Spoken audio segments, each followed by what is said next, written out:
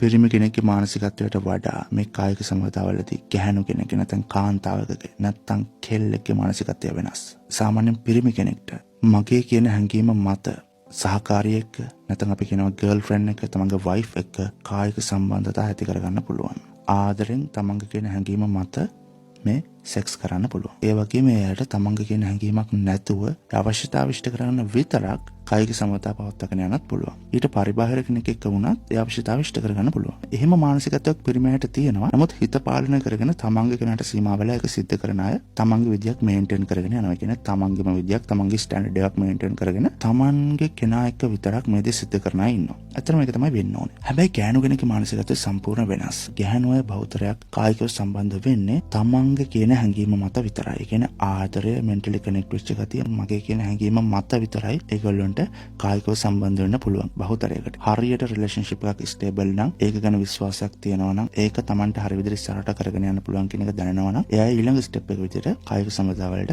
කැමති වෙනවා. විවාහ ජීවිතයක් ඇතුළේ නම් තමන්ගේ කියන දේ ඒක ඇතුළේ තියෙනවා. ඒකත් එක්ක තමයි කායිකව සම්බන්ධ වෙන්න කැමති වෙන්නේ. ඒ අයගෙත් උපරිමයටම කියන්නේ මේ ෆීලිංග්ස් වල උපරිමයටම පවා එන්නේ තමන්ගේ කියන හැඟීම මත ඒක සිද්ධ කරනවත් එක්ක. සරලවම හරි විදිහට රිලේෂන්ෂිප් එකක් නැත්නම් හරි විදිහට මැරේජ් ලයිෆ් එකක් ඇතුළේ විතරයි ආ ඒක සිද්ධ කරන්නේ. අවශ්‍යතාවයන් ඉෂ්ට කරගන්න උනත් ලඟ වෙන මිනිස්සෙට අර ආදරේ මුවාවෙන් ආදරයක් මවල පෙන්වන්න හරි සිද්ධ වෙනවා. ඒ අයව කායික සම්බන්ධතාවලට කැමති කරව ගන්න. ඒ කියන්නේ මේ සෙක්ස් කරන්න කැමති කරගන්න මේ ගෑනු කෙනෙක්ව නැත්නම් කෙල්ලෙක්ව ආදරය කියන දේ ඉස්සරහට දාන්න සිද්ධ වෙනවා. ලොකු හීන ලෝකයක් මවල පෙන්වන්න සිද්ධ වෙනවා. නැතුව තමන්ගේ අවශ්‍යතාව ඉෂ්ට කරගන්න විතරක් කතා කරාට බහුතරයක් මේ කාන්තාවන්ට කැමති වෙන්නේ නැහැ.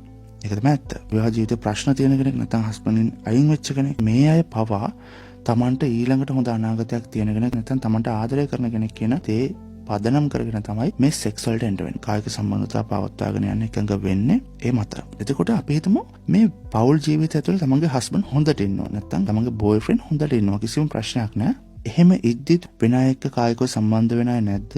වෙන අය එක්ක සෙක්ස් කරන අය නැද්ද? තමන්ගේ බෝයිෆ්‍රෙන්ඩ් ඉද්දි, තමන්ගේ හස්බන්ඩ් ඉද්දි වෙන අය එක්ක කායිකව සම්බන්ධ වෙන අය ඉන්නවා. මේකේ කැටගරිස් දෙකක් තියෙනවා. එකක් තමයි ඒ වගේ දේවල් හරි සාමාන්‍ය විදිහට දැකලා ඒක සිද්ධ කරන අය ඉන්නවා. ඒ කියන්නේ ඒගොල්ලෝගේ මානසිකත්වය එහෙමයි. එහෙම සුළුතරයක් ඉන්නවා. අනිත් අය සාමාන්‍ය කාන්තාවකගේ මානසිකත්වය. ඒ කියන්නේ තමන්ට බෝයිෆ්‍රෙන්ඩ් කෙනෙක් හිටියත්, තමන්ගේ හස්බන්ඩ් හිටියත් වෙන අය එක්ක කායික සම්බන්ධතාව පවත්වාගෙන යනවා නම් ඒ අයට පවා මෙන්ටලි කනෙක්ට් වෙලා තමන්ගේ කියන හැඟීම මත තමයි ඒ දේ සිද්ධ කරන්නේ.